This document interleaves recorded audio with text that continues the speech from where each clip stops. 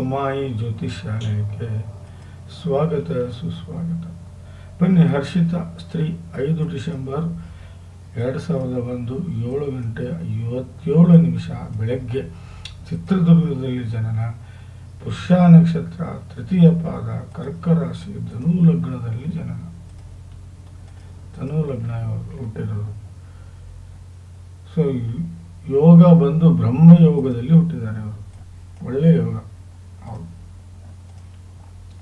ಬನ್ನಿ, ಹಾಗಾದರೆ ಜಾತಕದಲ್ಲಿ ಏನಿದೆ ನೋಡೋಣ.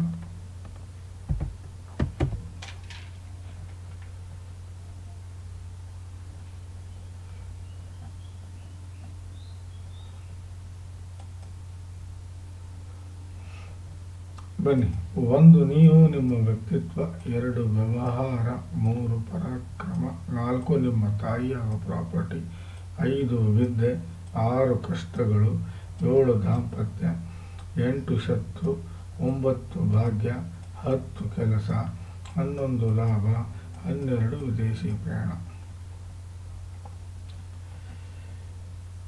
ಯಾವುದೇ ಗ್ರಹ ಇರಲಿ, 0 to 6 ಆಗಲಿ ಅಥವಾ 24 to 29 ಆಗಲಿ ಇದ್ರೆ ಲಾಭ ಸಿಗಲ್ಲ. 6ರಿಂದ 24 ಇರಬೇಕು. ನೋಡಿ, 0 to 6 ಇದ್ರೆ 0 to 10 years ಅಂತ ಅರ್ಥ. ಅದು 24 to 29 ಅಂದರೆ 65ರಿಂದ 100 ವರ್ಷ ಅಂತ ಅರ್ಥ. 6ರಿಂದ 24 ಅಂದರೆ 15ರಿಂದ 60 ವರ್ಷ ಅಂತ ಅರ್ಥ. ನೋಡಿ, ಇದನ್ನು ನಾವು ಬಾಲ್ಯಾವಸ್ಥೆ ಅಂತ ಕರೆದ್ರೆ, ಇದನ್ನು ನಾವು ವೃದ್ಧಾಪ್ಯಾವಸ್ಥೆ ಅಂತ ಕರಿತೀವಿ, ಇದನ್ನು ನಾವು ಯೌವನಾವಸ್ಥೆ ಅಂತ ಕರಿತೀವಿ. ಯಾವುದೇ ಗ್ರಹ ಇರಲಿ, ಬಾಲ್ಯಾವಸ್ಥೆಯಲ್ಲಾಗಲಿ ವೃದ್ಧಾಪ್ಯಾವಸ್ಥೆ ಇದ್ದರೆ ಅವು ಸರಿಯಾದಂಥ ಫಲವನ್ನು ಕೊಡುವುದಿಲ್ಲ. ಬಟ್ 6ರಿಂದ 24 ಇದ್ದರೆ ಅದು ಯೌವನ ಅವಸ್ಥೆಯಲ್ಲಿರುವಂಥ ಗ್ರಹ. ಅವು 100ಕ್ಕೆ 100 ಫಲ ಕೊಡ್ತವೆ. ಅದು ಅಲ್ಲದೆ ಈ ರೂಲ್ಸು ರಾಹು ಮತ್ತು ಕೇತು ಮತ್ತು ಉಚ್ಚ ನೀಚ ಗ್ರಹಗಳಿಗೆ ಅಪ್ಲೈ ಆಗುವುದಿಲ್ಲ. ನೋಡಿ, 1, 4, 7, 10 ಕೇಂದ್ರ ಅಂತ ಕರಿತೀವಿ ನಾವು. 2 ಧನೇಶ, 11 ಲಾಭೇಶ ಅಂತ ಕರಿತೀವಿ. 1, 5, 9 ತ್ರಿಕೋಣ ಅಂತ ಕರೆದ್ರೆ,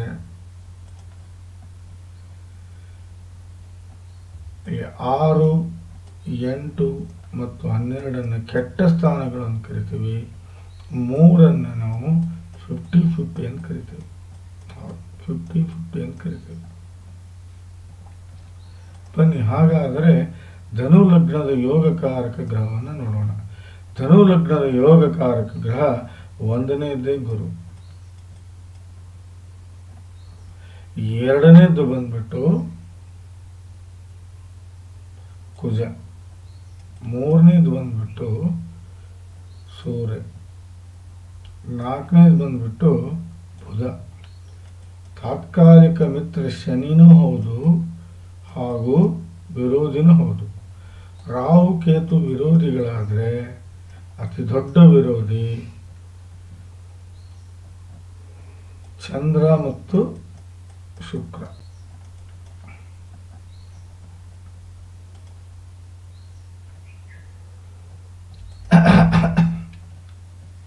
ಬನ್ನಿ, ಗ್ರಹಗಳ ಸ್ಥಿತಿಯನ್ನು ನೋಡೋಣ.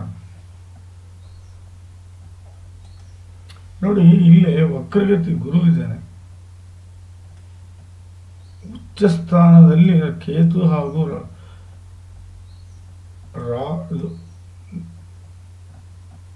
ರಾಹು ಹಾಗೂ ಕೇತು ಇದ್ದಾನೆ. ಅಸ್ತಂಗತ ಬುಧ ಇದ್ದಾನೆ. ನೀಚ ಗ್ರಹಗಳು ಈ ಜಾತಕದಲ್ಲಿ ಯಾವುದೂ ಬರುವುದಿಲ್ಲ. ಬನ್ನಿ, ಹಾಗಾದರೆ ಜಾತಕದ ವಿಶ್ಲೇಷಣೆ ಮಾಡೋಣ ಒಂದೊಂದೇ.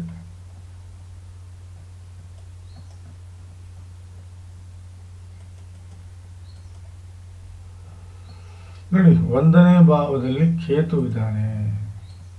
ಗುರು 7ನೇ ಭಾವದಲ್ಲಿ ಇರೋದ್ರಿಂದ 1ನೇ ಭಾವದಲ್ಲಿರುವ ಉಚ್ಚ ಕೇತು ಒಳ್ಳೆ ಫಲವನ್ನೇ ಕೊಡ್ತಾನೆ, ಇಲ್ಲಿ ಕೆಟ್ಟ ಫಲವನ್ನು ಕೊಡುವುದಿಲ್ಲ. ಬಟ್ ಆದರೂ ನಾನು ಒಂದು ಮಾತು ಹೇಳ್ತೀನಿ ನಿಮಗೆ, 1 ಮತ್ತು 4 ಮತ್ತು 7 ಮತ್ತು 10 ಇದನ್ನು ನಾವು ಕೇಂದ್ರ ಅಂತ ಕರಿತೀವಿ. ಇಲ್ಲೇ ಪಾಪಗ್ರಹಗಳು ಬರಬಾರದು. ಉಚ್ಚ ಇರಲಿ ನೀಚ ಇರಲಿ. ರಾಹು ಕೇತು ಇಬ್ರು 1ನೇ ಭಾವದಲ್ಲಿ ಬಂದಿದ್ದಾರೆ, ಪ್ಲಸ್ 7ನೇ ಭಾವದಲ್ಲಿ ಬಂದಿದ್ದಾರೆ. ಇದನ್ನು ನಾನು ಕಾಳಸರ್ಪ ದೋಷ ಅಂತ ಕರಿತೇನೆ.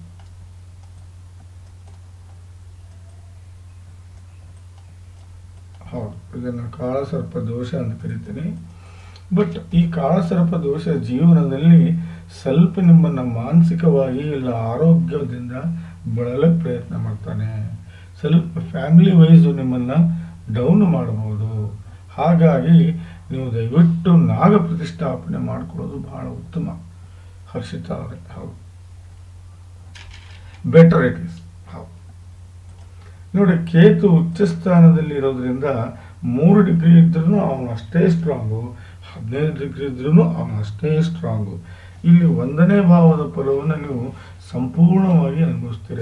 ಏನು, ನಿಮಗೆ ಒಳ್ಳೆ ಟೇಸ್ಟ್ ಇರುತ್ತೆ, ಒಳ್ಳೆ ಗ್ರಾಸ್ಪಿಂಗ್ ಪವರ್ ಇರುತ್ತೆ, ಒಳ್ಳೆ ಬುದ್ಧಿವಂತಿಕೆ ನಡೆಯನ್ನು ನಡೀತೀರಿ, ಒಳ್ಳೆ ಇಮೇಜನ್ನು ಬೆಳೆಸ್ಕೊಂಡಿರ್ತೀರಿ, ಆಸೆ ಆಕಾಂಕ್ಷೆಗಳು ಕಣ್ಮುಚ್ಚಿ ಹಿಡಿಯುತ್ತವೆ, ಫಿಸಿಕಲಿ ಮೆಂಟಲಿ ಬಹಳ ಸ್ಟ್ರಾಂಗ್ ಇರ್ತೀರಿ, ಒಳ್ಳೆ ಕೆಪಬಿಲಿಟಿ ಇರುತ್ತೆ, ಒಳ್ಳೆ ಸಂಗತಿಗಳಿಗೆ ಆಸಕ್ತಿಯನ್ನು ನೀವು ತೋರಿಸ್ತೀರಿ, ವಿಚಾರಗಳು ಬಹಳ ಒಳ್ಳೆಯವಿರ್ತವೆ. ಅದು ಅಲ್ಲದೆ ನಿಮ್ಮ ಗುಣಗಳು ಬಹಳ ಚೆನ್ನಾಗಿರ್ತವೆ, ವ್ಯಕ್ತಿತ್ವ ಬಹಳ ಗಟ್ಟಿಯಾಗಿರುವುದಲ್ಲದೆ ದೇವರ ಬಗ್ಗೆ ವಿಪರೀತ ಕಾಳಜಿ ಇರುತ್ತೆ. ಹೌದು, ನಿಮ್ಮ ಮನಸ್ಸು ಭಕ್ತಿ ಭಾವದಿಂದ ಕೂಡಿರುತ್ತೆ, ದೇವರ ಬಗ್ಗೆ ವಿಪರೀತ ಕಾಳಜಿ ಇರುತ್ತೆ, ದೇವರನ್ನು ಸದಾ ನೆನೆಸ್ತಾ ಇರ್ತೀರಿ, ಬಹಳ ಜವಾಬ್ದಾರಿತವಾಗಿರ್ತೀರಿ, ದೇವರು ಬಹಳ ಬೇಗ ಒಲಿಯುತ್ತಾರೆ ನಿಮಗೆ.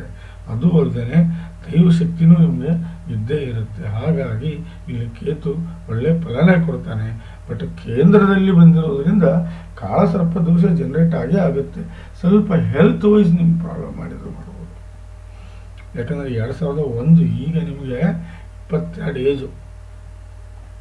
22 ಏಜು ಮುಂದೆ ನಿಮಗೆ ತೊಂದರೆ ಆಗಬಾರದು ಅಂದರೆ ನೀವು ನಾಗ ಪ್ರತಿಷ್ಠಾಪನೆ ಮಾಡ್ಕೊಳ್ಳೋದು ಬಹಳ ಉತ್ತಮ. ಬನ್ನಿ, 3ನೇ ಭಾವದಲ್ಲಿ ಕುಜ ಇದ್ದಾನೆ, 5ನೇ ಭಾವದ ಸ್ವಾಮಿ.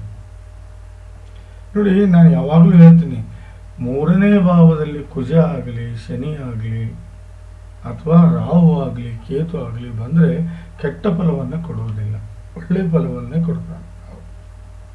ಯಾವತ್ತೂ ಕೆಟ್ಟ ಫಲವನ್ನು ಕೊಡಲ್ಲ. 3ನೇ ಭಾವ ಬಹಳ ಇಷ್ಟವಾದಂಥ ಭಾವ.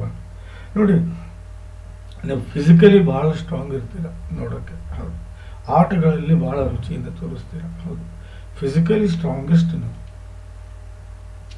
ಗುಡ್ ಲುಕಿಂಗ್ ಇರ್ತೀರಾ, ಫಿಸಿಕಲಿ ಸ್ಟ್ರಾಂಗ್ ಇರ್ತೀರ. ನೋಡಿ, ನಿಮ್ಮ ಅಕ್ಕ ತಂಗಿಯರು ಅಥವಾ ಅಣ್ಣ ತಮ್ಮಂದಿರ ಜೊತೆಗೆ ಸಂಬಂಧವನ್ನು ಬಹಳ ಚೆನ್ನಾಗಿ ಮ್ಯಾನೇಜ್ ಮಾಡ್ತೀರಾ.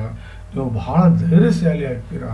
ಮುನ್ನುಗ್ಗುವ, ಯಾವುದೇ ಕಷ್ಟ ಬರಲಿ ಮುನ್ನುಗ್ಗಿ ಎದುರಿಸುವಷ್ಟು ಶಕ್ತಿಯುತರಾಗಿರ್ತೀರಾ. ಆಟಗಳಲ್ಲಿ ಬಹಳ ರುಚಿಯನ್ನು ತೋರಿಸ್ತೀರಾ.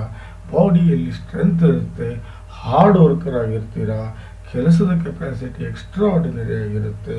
ಯಾವುದೇ ಕಷ್ಟ ಬಂದರೂ ಹೆದರಿ ಓಡಿ ಹೋಗುವಂಥ ಮನುಷ್ಯರು ನೀವಲ್ಲ. ಅದು ಅಲ್ಲದೆ ನೀವು ವಿಪರೀತ ಧೈರ್ಯಶಾಲಿಯಾಗಿರ್ತೀರ. ಅದು ಅಲ್ಲದೆ ಬರವಣಿಗೆ ಹಾಗೂ ಸಾಹಿತ್ಯ ಕಲೆ ಇದರಲ್ಲಿ ಬಹಳ ಉತ್ತಮ ಆಸಕ್ತಿಯನ್ನು ತೋರಿಸುವುದಲ್ಲದೆ ಹೆಚ್ಚಾಗಿ ತಾವು ಕಮ್ಯುನಿಕೇಷನ್ ಮಾತುಗಾರಿಕೆ ಬಹಳ ವಚನತ್ವ ಹಾಗೂ ಸುಸಂಸ್ಕೃತವಾಗಿ ಕೂಡಿರುತ್ತೆ. ಅದು ಅಲ್ಲದೆ ಟ್ಯಾಲೆಂಟು ನಿಮ್ಮಲ್ಲಿ ಬಹಳ ಇರುತ್ತೆ. ನೀವು ಬಹಳ ಪ್ರಯತ್ನಶೀಲರಾಗಿರ್ತೀರಿ. ಯಾವುದೇ ಕಷ್ಟ ಬಂದರೂ ನೀವು ಎದುರಿಸದೇ ಬಿಡೋದಿಲ್ಲ. ಅದು ಮುಗಿಯುವವರೆಗೂ, ಯಾವ ಕೆಲಸ ಮುಗಿಯುವವರೆಗೂ ನೀವು ಬೆನ್ನತ್ತಿರ್ತೀರ. ಅದು ಅಲ್ಲದೆ ಕೋರ್ಟು ಕಚೇರಿಯಲ್ಲಿ ನೀವು ಗೆಲುವನ್ನು ಸಾಧಿಸ್ತೀರಿ. ಸಣ್ಣ ಪುಟ್ಟ ತಿರುಗಾಟದಲ್ಲಿ ಲಾಭವನ್ನು ಪಡಿತೀರಿ. ನೋಡಿ, ಶನಿ 6ನೇ ಮನೆಯಲ್ಲಿದ್ದಾನೆ. ಧನು ಲಗ್ನದ ಶನಿ ತಾತ್ಕಾಲಿಕ ಮಿತ್ರನೂ ಹೌದು, ವಿರೋಧಿನೂ ಹೌದು. ಒಳ್ಳೆ ಜಾಗದಲ್ಲಿದ್ದರೆ ಒಳ್ಳೆ ಫಲ ಕೊಡ್ತಾನೆ, ವಿರೋಧಿ ಜಾಗದಲ್ಲಿದ್ದರೆ ವಿರೋಧಿ ಫಲನೇ ಕೊಡ್ತಾನೆ. ಬಟ್ ಇಲ್ಲಿ 6ನೇ ಭಾವದಲ್ಲಿ ಇರೋದ್ರಿಂದ ಶನಿ ನಿಮಗೆ ವಿಪರೀತ ರಾಜಯೋಗವನ್ನು ಕೊಡ್ತಾನೆ.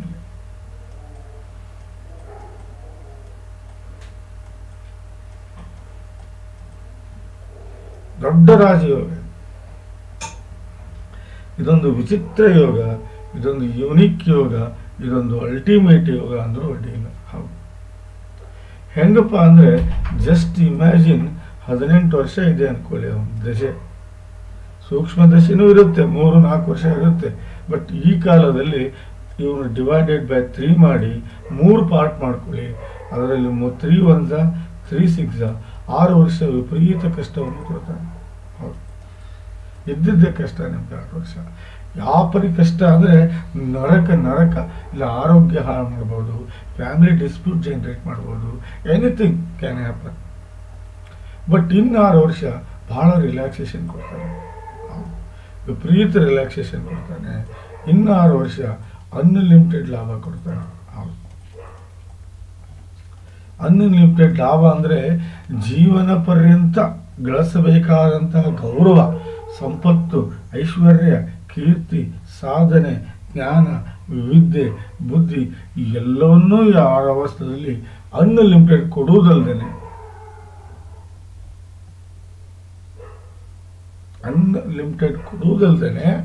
ನಿಮಗೆ ಆ ಟೈಮ್ನಲ್ಲಿ ಮುಟ್ಟಿದ್ದೆಲ್ಲ ವಜ್ರವೈಡೂರ್ಯ, ನಡೆದಿದ್ದೆಲ್ಲ ಚಿನ್ನದ ದಾರಿ ಅಂತ ಹೇಳ್ಬೋದು. ಮುಟ್ಟಿದ್ದೆಲ್ಲ ವಜ್ರವೈಡೂರ್ಯ, ನಡೆದಿದ್ದೆಲ್ಲ ಚಿನ್ನದ ದಾರಿ ಅಂತ ಹೇಳ್ಬೋದು. ಬನ್ನಿ, ಹಾಗಾದರೆ ಗುರು 7ನೇ ಮನೆಯಲ್ಲಿದ್ದಾನೆ, ರಾಹು ಜೊತೆಗಿದ್ದಾನೆ. ಇದನ್ನು ಗುರು ಚಾಂಡಾಲ ದೋಷ ಅಂತ ಹೇಳೋಕ್ಕಾಗೋದಿಲ್ಲ. ಯಾಕಂದರೆ ಇಲ್ಲಿ ರಾಹು ಉಚ್ಚ ಸ್ಥಾನದಲ್ಲಿ ಬರ್ತಾನೆ. ಬಟ್ ಎಜುಕೇಶನ್ ನೀವೇನೋ MBBS ಮಾಡ್ಬೇಕು ಅನ್ಕೊಳ್ಳಿ, BAMS ಮಾಡಿರ್ತೀರಾ, BSc ಮಾಡ್ಬೇಕು ಅನ್ಕೊಳ್ಳಿ, BA ಮಾಡಿರ್ತೀರಾ. ಈ ರೀತಿ ನಿಮ್ಮ ಕಡಿಮೆ ಎಜುಕೇಶನ್ ಕೊಡ್ತಾನೆ, ವಿದ್ಯೆಯನ್ನು ಕಡಿಮೆ ಕೊಡ್ತಾನೆ ಹೊರತು ಬೇರೆ ಯಾವುದೇ ರೀತಿ ನಿಮಗೆ ತೊಂದರೆಯನ್ನು ಕೊಡುವುದಿಲ್ಲ. ಬಟ್ ಆದರೆ ಗುರು ಏನಿದಾನಲ್ಲ, ಇವನು 4 ಹಾಗೂ 1 ಹಾಗೂ 7 ಈ 3 ಭಾವದ ಫಲವನ್ನು ಕೊಡುವುದಲ್ಲದೆ ಇಲ್ಲಿ ಕುಬೇರ ಯೋಗವನ್ನು ಕೊಡ್ತಾನೆ. ಬಹಳ ಇಂಪಾರ್ಟೆಂಟ್ ಇದು. ಇಲ್ಲಿ ಕುಬೇರ ಯೋಗವನ್ನು ನಿಮಗೆ ಕೊಡ್ತಾನೆ. ನೋಡಿ, 1ನೇ ಭಾವದ ಫಲವನ್ನು ಕೇತು ಕವರ್ ಮಾಡಿಬಿಟ್ಟ ನಿಮಗೆ.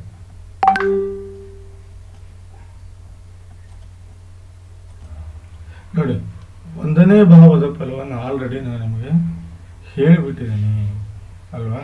ಹಾಗಾಗಿ ಇಲ್ಲಿ ಬೇಕಾಗಿದ್ದು ನಿಮಗೆ 4ನೇ ಭಾವದ ಫಲ. ನೋಡಿ, 4ನೇ ಭಾವ ಚೆನ್ನಾಗಿದ್ರೆ ಇಡೀ ಜೀವನ ಚೆನ್ನಾಗಿರುತ್ತೆ. 4 ಮತ್ತು 7 ಬಹಳ ಶ್ರೇಷ್ಠ ಭಾಗ. ಅದು ನಾನು ಹೇಳೋದನ್ನು ಅರ್ಥ ಮಾಡ್ಕೊಳ್ಳಿ. ಜವಾಬ್ದಾರಿತ ವ್ಯಕ್ತಿತ್ವ ಆಗಿರುತ್ತೆ ನಿಮ್ಮದು. ರಿಸ್ಪಾನ್ಸಿಬಲ್ ಪರ್ಸನ್ ನೀವು. ಹೌದು, ರಿಸ್ಪಾನ್ಸಿಬಲ್ ಪರ್ಸನ್ನು ಹಾಗೂ ಪ್ರೀತಿ ಪ್ರೇಮವನ್ನು ಹಂಚುವಂಥ ವ್ಯಕ್ತಿತ್ವ, ಎಲ್ಲರನ್ನೂ ಒಗ್ಗೂಡಿಸ್ಕೊಂಡು ಹೋಗುವಂಥ ವ್ಯಕ್ತಿತ್ವ. ಹಣ, ಸಂಪತ್ತು, ನೋಡಿ, ಲಿಕ್ವಿಡ್ ಮನಿ ಆಗಿರ್ಬೋದು, ಆಭರಣಗಳಾಗಿರ್ಬೋದು, ಫೋನ್ ಆಗಿರ್ಬೋದು, ವೆಹಿಕಲ್ಸ್ ಆಗಿರ್ಬೋದು, ಏನೇ ಆಗಿರ್ಬೋದು, ಕಾಸ್ಟ್ಲಿ ಐಟಮ್ಸ್ ಎಲ್ಲವನ್ನೂ ನೀವು ಹೊಂದಿರ್ತೀರಿ. ಅದೇ ರೀತಿ ಮನೆ ಆಗಿರ್ಬೋದು, ಹೊಲ ಆಗಿರ್ಬೋದು, ಫಾರ್ಮ್ ಹೌಸ್ ಆಗಿರ್ಬೋದು, ಸ್ವಂತ ಸೈಟ್ಸ್ ಆಗಿರ್ಬೋದು, ಇವುಗಳನ್ನು ನೀವು ಓನ್ ಮಾಡ್ತಿರ್ತೀರಿ. ಸಮಾಜದಲ್ಲಿ ಒಳ್ಳೆಯ ಹೆಸರನ್ನು ಪಡ್ಕೊಂಡಿರ್ತೀರಿ. ಮನೆಗೆ ಬಂದವ್ರನ್ನ ಬಹಳ ಪ್ರೇಮದಿಂದ ನೋಡ್ತೀರಿ. ನಿಮ್ಮದು ಸ್ಟೈಲ್ ಆಫ್ ಲಿವಿಂಗ್ ಹೈ ಇರುತ್ತೆ. ಅದು ಅಲ್ಲದೆ ಮನೆಯ ಸ್ಥಿತಿ ಎಷ್ಟೇ ಕೆಟ್ಟದಾಗಿದ್ದರೂ ಅದನ್ನು ಎತ್ತರ ಮಟ್ಟಕ್ಕೆ ತಗೊಂಡು ಹೋಗುವಷ್ಟು ಕೆಪಬಲ್ ಆಗಿರ್ತೀರಿ. ಹೊಂದಾಣಿಕೆಯ ಬದುಕನ್ನು ಬದುಕ್ತೀರಿ. ಹೈಯರ್ ಎಜುಕೇಷನ್ ಮಾಡ್ಕೊಂಡಿರ್ತೀರಿ. ಹಾರ್ಟ್ ರಿಲೇಟೆಡ್ ಯಾವುದೇ ತೊಂದರೆ ನಿಮಗೆ ಬರೋದಿಲ್ಲ. ಒಳ್ಳೆಯ ಪ್ರಾಪರ್ಟಿ ಗಳಿಸೋದಲ್ಲದೆ ಸುಖಮಯ ಜೀವನವನ್ನು ಬಹಳ ನೆಮ್ಮದಿಯಾಗಿ ಕಳಿತೀರಿ. ಅದು ಅಲ್ಲದೆ ಯಾವುದೇ ವ್ಯವಹಾರ ಮಾಡಲಿ, ಯಾವುದೇ ಬಿಸ್ನೆಸ್ ಮಾಡಲಿ ಸಕ್ಸಸ್ ಹೊಂದ್ತೀರಿ. ತಾಯಿ ಬಗ್ಗೆ ಬಹಳ ಪ್ರೇಮ ಇರುತ್ತೆ. ಅದು ಅಲ್ಲದೆ ತವ್ರ ಮನೆ ಬಗ್ಗೆ ಕಾಳಜಿ ಇರುವುದಲ್ಲದೆ ಜವಾಬ್ದಾರಿತವಾಗಿ ರೆಸ್ಪಾನ್ಸಿಬಲ್ ಆಗಿರ್ತೀರಿ. ಇದು 4ನೇ ಭಾವದ ಫಲ. ಅದೇ ರೀತಿ 7ನೇ ಭಾವದ ಫಲವನ್ನು ನೀವು ಅನುಭವಿಸ್ತೀರಿ. ಒಳ್ಳೆ ದಾಂಪತ್ಯ ಇರುತ್ತೆ, ಒಳ್ಳೆ ಗಂಡ ಸಿಕ್ಕುತ್ತಾನೆ, ಗಂಡನ ಗುಣಗಳು ನಿಮಗೆ ಬಹಳ ಇಷ್ಟ ಆಗಿರುತ್ತೆ, ಗಂಡನ ಜೊತೆಗೆ ಬಹಳ ಪ್ರೇಮ ವಿಶ್ವಾಸದಿಂದ ನಡ್ಕೋತೀರಿ, ದಾಂಪತ್ಯದ ಆಯುಷ್ಯ ಬಹಳ ದೊಡ್ಡದಾಗಿರುತ್ತೆ, ದಿನನಿತ್ಯ ಬರುವ ದುಡ್ಡಿಗೆ ಏನೂ ಕಡಿಮೆ ಇರುವುದಿಲ್ಲ, ಒಳ್ಳೆ ಪಾರ್ಟ್ನರ್ಶಿಪ್ ಬಿಸ್ನೆಸ್ ಮಾಡಿದರೂ ಸಕ್ಸಸ್ ಹೊಂದ್ತೀರಾ, ದಿನನಿತ್ಯದ ನಡವಳಿಕೆ ಒಂದೇ ಥರ ಇರುತ್ತೆ. ನಿಮ್ಮದು ಫುಲ್ಲು ಒಂದು ಬಡತನದಿಂದನೇ ಕೂಡಿರ್ಬೋದು, ಇಲ್ಲ ಸಾಹುಕಾರಿಕೆಯಿಂದನೇ ಕೂಡಿರ್ಬೋದು. ನಿಮ್ಮ ಜಾಗದಲ್ಲಿ ಸ್ವಲ್ಪ ರಿಚ್ನೆಸ್ಸೇ ಇರುತ್ತೆ ಹೊರತು ಸ್ವತಃ ಬಿಸ್ನೆಸ್ ಮಾಡಿದರೆ 100ಕ್ಕೆ 100 ಒಳ್ಳೆ ಫಲವನ್ನು ಪಡಿತೀರಿ. ಅದು ಅಲ್ಲದೆ ನೀವೇನಾದರೂ ಪ್ರೊಫೆಷನಿಸ್ಟ್, ಬ್ಯೂಟಿಷಿಯನು, ಡೆಂಟಿಸ್ಟು, ಡಾಕ್ಟರ್ ಈ ರೀತಿ ಆದರೆ ಒಳ್ಳೆಯ ಹೆಸರನ್ನು ಪಡ್ಕೊಂಡಿರ್ತೀರಿ. ಜೀವನವನ್ನು ಸಂಪೂರ್ಣ ಲಾಭದಲ್ಲಿ ತಗೊಂಡು ಹೋಗುವಷ್ಟು ಕೆಪಬಲ್ ಆಗಿರ್ತೀರಿ. ಇದು 7ನೇ ಭಾವದ ಫಲ. ಕುಬೇರ ಯೋಗದಲ್ಲಿ ಹುಟ್ಟದ ನೀವು ಹುಟ್ಟಿನಿಂದನೂ ನೀವು ಸಾಹುಕಾರಿಕೆ ನೋಡಿರ್ತೀರಿ, ರಿಚ್ನೆಸ್ ನೋಡಿರ್ತೀರಿ, ಹೈ ಲೆವೆಲ್ ಜೀವನ ಮಾಡಿರ್ತೀರಿ. ತಂದೆಯಿಂದಾಗಲಿ ಗಂಡನಿಂದಾಗಲಿ ಇಬ್ಬರು ಕಡೆಯಿಂದನೂ ಪ್ರಾಪರ್ಟಿ ಹಾಗೂ ಇಮ್ಮೂವಲ್ ಪ್ರಾಪರ್ಟಿ ಪಡ್ಕೊಳ್ಳೋಷ್ಟು ಕೆಪಬಲ್ ಆಗಿರ್ತೀರಿ. ಕುಬೇರ ಯೋಗದ ಸ್ಪೆಷಾಲಿಸ್ಟ್ ಏನಂದರೆ ಸಂಪತ್ತು, ಐಶ್ವರ್ಯ, ದಾಂಪತ್ಯ ಹಾಗೂ ನೆಮ್ಮದಿ, ಈ 4 ನಿಮಗೆ ಕಟ್ಟಿಟ್ಟ ಬುತ್ತಿ ಅಂತ ಹೇಳ್ತಾರೆ. ಮಿಹಿರಾರ ಭಟ್ರು ಕುಬೇರ ಯೋಗದಲ್ಲಿ ಹುಟ್ಟಿದವ್ರಿಗೆ ಸಂಪತ್ತು ಹುಟ್ಟಿನಿಂದಲೇ ಇರುತ್ತೆ, ಅವರಿಗೆ ರಿಚ್ನೆಸ್ಸು, ಸಾಹುಕಾರಿಕೆ ಹುಟ್ಟಿನಿಂದಲೇ ಇರುತ್ತೆ, ಅದು ಅಲ್ಲದೆ ಜೊತೆಗೆ ನೆಮ್ಮದಿಯ ಬದುಕನ್ನು ಬದುಕ್ತಾರೆ ಅಂತ ಹೇಳ್ತಾನೆ ಮಿಹಿರಾರ ಭಟ್ಟ.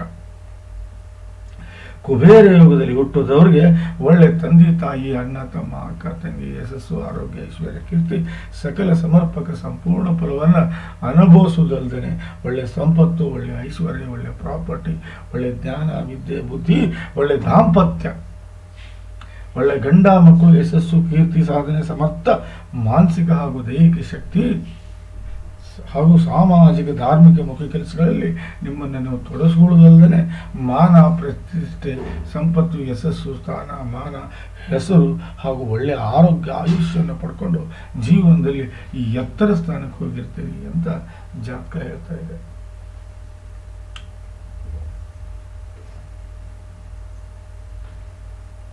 ದಯವಿಟ್ಟು ನಾನು ಹೇಳೋದನ್ನು ಅರ್ಥ ಮಾಡ್ಕೊಳ್ಳಿ. ಆದರೆ ರಾಹುಕೇತು ಶಾಂತಿ ಮಾಡದೇ ನೀವು ನಾಗ ಪ್ರತಿಷ್ಠಾಪನೆ ಮಾಡ್ಕೊಳ್ಳೋದು ಉತ್ತಮ. ಯಾಕಂದರೆ ಈ ಕಾಳಸರ್ಪ ದೋಷ ನಿವಾರಣೆ ಮಾಡ್ಕೊಳ್ಳಿ. ಅಷ್ಟಮ ಚಂದ್ರ ಅಷ್ಟಮದಲ್ಲೇ ಇರೋದ್ರಿಂದ ಇದು ವಿಪರೀತ ರಾಜಯೋಗ.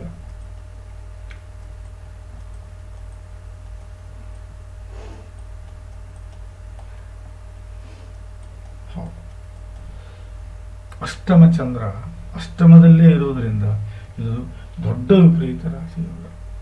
ನೋಡಿ, ಈ ಒಂದು ದಶ 9 ವರ್ಷ ಇದೆ ಅನ್ಕೊಳ್ಳಿ, ಡಿವೈಡೆಡ್ ಬೈ 3 ಮಾಡಿ, ಆ 3 ವರ್ಷ ವಿಪರೀತ ಕಷ್ಟ ಅನುಭವಿಸ್ತೀರ. ಇನ್ನು 3 ವರ್ಷ ರಿಲ್ಯಾಕ್ಸೇಷನ್ ಇರುತ್ತೆ.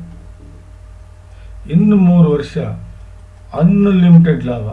ಅನ್ಲಿಮಿಟೆಡ್ ಲಾಭ ಅಂದರೆ ಇಡೀ ಜೀವನದಲ್ಲಿ ಗಳಿಸಬೇಕಾದ ಗೌರವ, ಯಶಸ್ಸು, ಕೀರ್ತಿ, ಸಾಧನೆ, ಸಂಪತ್ತು, ಐಶ್ವರ್ಯ, ಬುದ್ಧಿ ಎಲ್ಲವನ್ನೂ ಪಡೆಯೋದಲ್ದೇ ಹುಟ್ಟಿದ್ದೆಲ್ಲ ವಜ್ರವೈಡೂರ್ಯ, ನಡೆದಿದ್ದೆಲ್ಲ ಚಿನ್ನದ ದಾರಿ ಅಂತ ಹೇಳ್ಬೋದು.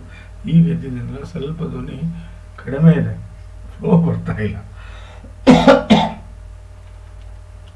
ಹೌದು, ಒಳ್ಳೇದ್ರಿ ವಿಪರೀತ ರಾಜಯೋಗ, ಬಹಳ ದೊಡ್ಡ ಒಳ್ಳೆಯದು. ನಿಮ್ಗೆ ವಿಪರೀತ ರಾಜಯೋಗ ಭಾಳ ಇದೆ. ಒಂದು ಹೇಳ್ತೀನಿ ನೋಡಿ, ಯೋಗಗಳಲ್ಲೇ ಯೋಗ ಅಂದರೆ ವಿಪರೀತ ರಾಜಯೋಗ. ನನ್ನ ಪ್ರಕಾರ ನಾನು ಅನುಭವಿಸಿದ್ದೇನೆ ಅದನ್ನು. ನನ್ನ ಇಡೀ ಜೀವನದ ನಾನು ಏನು ಹೇಳಿದ್ನಲ್ಲ, ಹೀಗೆ ಜೀವನ ಉದ್ದಕ್ಕೂ ಗಳಿಸಬೇಕಾದಂತಹ ಗೌರವ, ಸಂಪತ್ತು, ಯಶಸ್ಸು, ಕೀರ್ತಿ, ಸಾಧನೆ ಎಲ್ಲವನ್ನೂ ನಾನು ವಿಪರೀತ ರಾಜಯೋಗದಿಂದನೇ ಪಡ್ಕೊಂಡಿರೋದು. ಬೇರೆ ಯಾರು ಬೇಡ, ನಾನು ವಿಪರೀತ ರಾಜಯೋಗದಲ್ಲಿ ಗಜಕೇಸರಿ ಯೋಗ ಇದೆ. ಹಾಗಾಗಿ ವಿಪರೀತ ರಾಜಯೋಗ ಯಾವಾಗ ಸ್ಟಾರ್ಟ್ ಆಯಿತು ಆವಾಗಿಂದ ನನ್ನ ಜೀವನವೇ ಚೇಂಜ್ ಆಯಿತು. ಇದು 100% ಬಹಳ ಎತ್ತರಕ್ಕೆ ಹೋಗ್ತೀರಿ ನೀವು. ನಿಮ್ಮ ಯಜಮಾನರ ಜಾತಕ, ನಿಮ್ಮ ಜಾತಕ ಕರೆಕ್ಟಾಗಿ ಹೊಂದಾಣಿಕೆ ಇದೆ. ನಿಮಗೆ ವಿಪರೀತ ರಾಜಯೋಗ, ಅವ್ರಿಗೆ ದೊಡ್ಡ ದೊಡ್ಡ ನೀಚ ಬಂದ ರಾಜಯೋಗ ಇಲ್ಲ. ಹರ್ಷಿತ ಅವರೇ, ಬಹಳ ಇದು ಈ ಚಂದ್ರ ಆಗಲಿ ಶನಿ ಆಗಲಿ ಬಹಳ ಒಳ್ಳೆ ಫಲವನ್ನು ಕೊಡ್ತಾರೆ. ಅದರಲ್ಲಿ ಈ 2ನೇ ಮಾತಿಲ್ಲ. ಬನ್ನಿ, 12ನೇ ಮನೆಯಲ್ಲಿ ಬುಧ ಅಸ್ತಂಗ ಆಗಿದ್ದಾನೆ. ನಿಜವಾಗ್ಲೂ ಹೇಳ್ತೇನೆ, ಗುರು ಏನಾದರೂ 7ನೇ ಭಾವದಲ್ಲಿ ಕೂಡಲಿಲ್ಲ ಅಂದಿದ್ರೆ 100ಕ್ಕೆ 100 ನಿಮ್ಮ ದಾಂಪತ್ಯ ಹಾಳಾಗೋಗ್ತಿತ್ತು.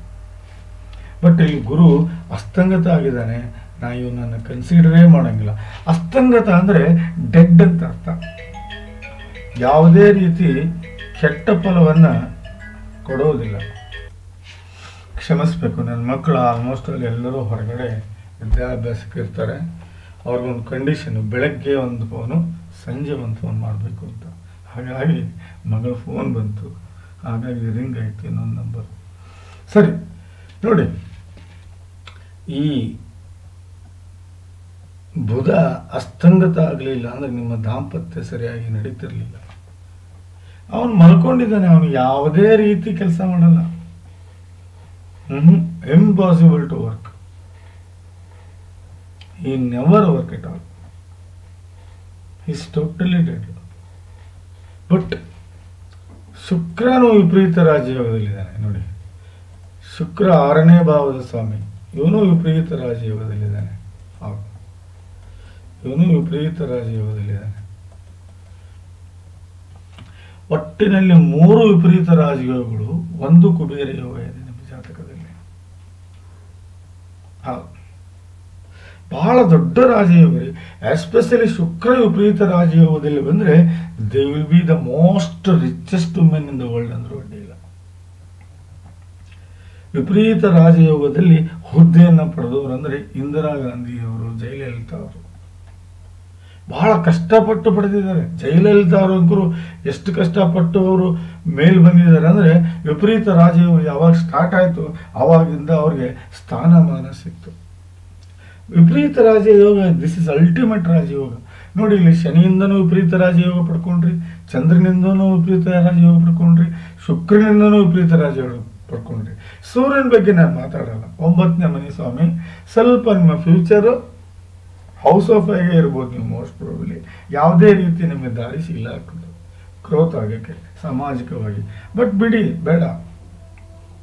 ಬಟ್ ಶುಕ್ರನಿಂದ ಮಾತ್ರ ನೀವು ವಿಪರೀತ ರಿಚ್ನೆಸ್ ನೋಡ್ಬೋದು, ಹಣ, ಸಂಪತ್ತು, ಐಶ್ವರ್ಯ, ಕೀರ್ತಿಯನ್ನು ನೋಡ್ಬೋದು. ಅದೇ ಹೇಳಿದ್ನಲ್ಲ, 20 ವರ್ಷ ಇರುತ್ತೆ ಸರ್ ಇವನ್ ದಶೆ, 1 ಅಲ್ಲ 2 ಅಲ್ಲ, ಎಷ್ಟು 20 ವರ್ಷ ಇವನ್ ದಶೆ. ನಾವು ಕ್ಯಾಲ್ಕುಲೇಷನ್ಗಾಗಿ 18 ತೊಗೊಳ್ಳೋಣ, ಇಲ್ಲ ಡಿವೈಡೆಡ್ ಬೈ 3 ಮಾಡಿ, 3 1 3 6 6 ವರ್ಷ ಕಷ್ಟ.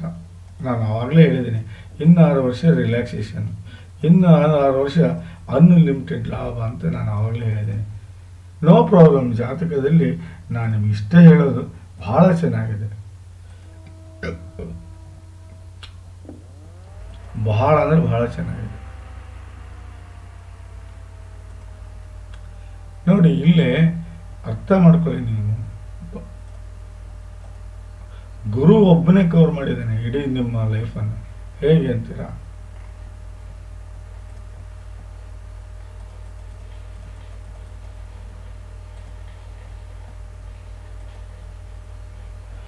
ಗುರು ಸೀದಾ ನಿಮ್ಮ 11ನೇ ಭಾವವನ್ನು ನೋಡ್ತಾನೆ ನೋಡಿ, ಆಮೇಲೆ ನಿಮ್ಮ 2ನೇ ಭಾವ ನೋಡ್ತಾನೆ, ಆಮೇಲೆ ನಿಮ್ಮ 3ನೇ ಭಾವ ನೋಡ್ತಾನೆ. ಗುರು 7ರಲ್ಲಿ ಒಳ್ಳೆ ದಾಂಪತ್ಯ ಕೊಡೋದಲ್ಲದೇ 11ರಲ್ಲಿ ಒಳ್ಳೆ ಲಾಭವನ್ನು ಕೊಡ್ತಾನೆ, 1ರಲ್ಲಿ ವ್ಯಕ್ತಿತ್ವ ವಿಕಸನ ಮಾಡ್ತಾನೆ. ಅದೂ ಅಲ್ಲದೆ 3ರಲ್ಲಿ ಬಂಡ ಧೈರ್ಯ ತೋರಿಸ್ತಾನೆ. ಗುರುವಿನ ಮುಂದೆ ರಾಹು ಆಟನೂ ನಡೆಯಲ್ಲ, ಕೇತು ಆಟನೂ ನಡೆಯಲ್ಲ. Guru is covered almost all your loopholes. ನಿಮ್ಮ ವೀಕ್ನೆಸ್ ಅನ್ನು ಗುರು ಬಹಳ ಕಂಟ್ರೋಲ್ ಮಾಡಿದ್ದಾನೆ. ದಯವಿಟ್ಟು ಗುರು ರಾಘವೇಂದ್ರ ಆಗಲಿ, ಗುರು ವಾದಿರಾಜರಾಗಲಿ, ಗುರು ಭೂತರಾಜರಾಗಲಿ, ಅಕ್ಕಲಕೋಟಿ ಸಮರ್ಥರಾಗಲಿ, ಶಿರಡಿ ಸಾಯಿಬಾಬರಾಗಲಿ, ಇವರ ದರ್ಶನ, ಇವರ ಆರಾಧನೆ ನಿಮ್ಮನ್ನು ಬಹಳ ಎತ್ತರಕ್ಕೆ ತಗೊಂಡು ಹೋಗುತ್ತೆ. ಇದರಲ್ಲಿ ಯಾವುದೇ ಸಂಶಯ ಬೇಡ. ಇಲ್ಲಿ ನಿಮಗೆ ಬೇಕಾಗಿರೋದು ಶಾಂತಿ. ಏನು ಅಂದರೆ, ಶಾಂತಿಯ ಅವಶ್ಯಕತೆ ಅಂದರೆ ಭಾಳ ಅಂದರೆ ನಾಗ ಪ್ರತಿಷ್ಠಾಪನೆ ಮಾಡ್ಕೊಳ್ಳಿ ಅಷ್ಟೇ. ಪ್ಲಸ್ ಬೇಕಂದರೆ ಶನಿ ಶಾಂತಿ ಮಾಡ್ಕೊಳ್ಳಿ. ಶನಿ ಈ ಜಾಗದಲ್ಲಿ ಸ್ವಲ್ಪ ಕೆಟ್ಟ ಫಲವನ್ನು ಕೊಡ್ತಾನೆ. ಇಷ್ಟು ಬಿಟ್ಟರೆ ನಾನು ಬೇರೆ ಇದರಲ್ಲಿ ಯಾವುದೂ ನಿಮಗೆ ಶಾಂತಿಯ ಇದನ್ನು ಹೇಳೋದಿಲ್ಲ. ಬನ್ನಿ ಜಾತಕದ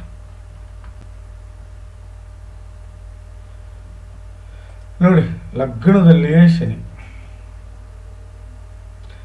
ಅದು ಅಲ್ಲದೆ 7ನೇ ಮನೆಯಲ್ಲಿ ಬುಧ, 11ರಲ್ಲಿ ಗುರು. ಹಾಗಾಗಿ ದಾಂಪತ್ಯ ಬಹಳ ಸುಗಮವಾಗಿ ನಡೆಯುತ್ತೆ. ಆದರೆ ದಯವಿಟ್ಟು ಒಂದೇ ಒಂದು ನಿಮ್ಮ ಪ್ರಶ್ನೆ ಏನಂದರೆ, ನಿಮ್ಮ ಹೆಸರಲ್ಲಿ ಪ್ರಾಪರ್ಟಿ ಖರೀದಿ ಮಾಡೋದಾಗಲಿ ಅಥವಾ ಆಭರಣಗಳು ಡಿಪಾಸಿಟ್ ಮಾಡೋದಾಗಲಿ ಅಥವಾ ಯಾವುದೇ ವ್ಯವಹಾರ ಆಗಲಿ ನಿಮ್ಮ ಹೆಸರಿಂದ ಮಾಡ್ಕೋಬೇಡಿ. ಅದು ಸ್ವಲ್ಪ ಸಂಕಷ್ಟಕ್ಕೆ ಈಡು ಮಾಡುತ್ತೆ ನಿಮ್ಮನ್ನು. ಅದು ನಿಮ್ಮನ್ನು ಸಂಕಷ್ಟಕ್ಕೆ ಈಡು ಮಾಡ್ಬೋದು. ಸೊ ದಯವಿಟ್ಟು ನಾನು ಹೇಳೋದನ್ನು ಸರಿಯಾಗಿ ಅರ್ಥ ಮಾಡ್ಕೊಳ್ಳಿ. ನೋಡಿ, ಕೆಲಸದ ವಿಚಾರವಾಗಿ ರಿಯಲ್ ಎಸ್ಟೇಟ್ ಬಹಳ ಚೆನ್ನಾಗಿ ಒಲಿಯುತ್ತೆ ನಿಮಗೆ.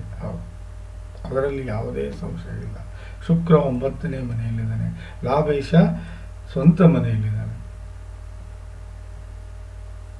ಹಾಗಾಗಿ ದಯವಿಟ್ಟು ನೀವು ಏನೇ ಮಾಡಿಕೊಂಡ್ರು ನಾನು ಹೇಳೋದು ಅರ್ಥ ಮಾಡ್ಕೊಳ್ಳಿ. ನಿಮ್ಮ ಹೆಸರಲ್ಲಿ ಯಾವುದೇ ರೀತಿ ಬಿಸ್ನೆಸ್ಸನ್ನು ನೀವು ಸ್ಟಾರ್ಟ್ ಮಾಡ್ಕೋಬೇಡಿ. ಸ್ವಲ್ಪ ಕಷ್ಟಕ್ಕೆ ಈಡಾಗ್ತೀರಿ, ನೋ ಪ್ರಾಬ್ಲಮ್. ನೋಡಿ, ಏನು ತೊಂದರೆ ಇದೆ ನಮಗೆ? ಏನೂ ಇಲ್ಲ. ಆಲ್ಮೋಸ್ಟ್ ಕೇತು ದಶೆ ಶುರುವಾಗಿದೆ. ಸ್ವಲ್ಪ ದೈವ ಭಕ್ತಿ ಹೆಚ್ಚಿಗೆ ಆಗುತ್ತೆ. ಗುರು ರಾಯರ ಆರಾಧನೆ ಮಾಡಿ ಒಳ್ಳೆಯದಾಗುತ್ತೆ ಅಂತ ಹೇಳ್ತಾ ಇನ್ನೊಂದು ಸಾರಿ ಹೇಳ್ತಾ ಇದ್ದೀನಿ, ನಾಗ ಪ್ರತಿಷ್ಠಾಪನೆ ಮಾಡ್ಕೊಳ್ಳಿ. ಇಲ್ಲ ಅಂದರೆ ಇಲ್ಲ ಮತ್ತು ಶನಿ ಶಾಂತಿ ಮಾಡ್ಕೊಳ್ಳಿ, ಒಳ್ಳೆಯದಾಗುತ್ತೆ ತಾಯಿ ಅಂತ ಹೇಳ್ತಾ ಈ ಜಾತಕದ ವಿಶ್ಲೇಷಣೆ ಮುಗಿಸ್ತಾ ಇದ್ದೀನಿ. ನಮಸ್ಕಾರ.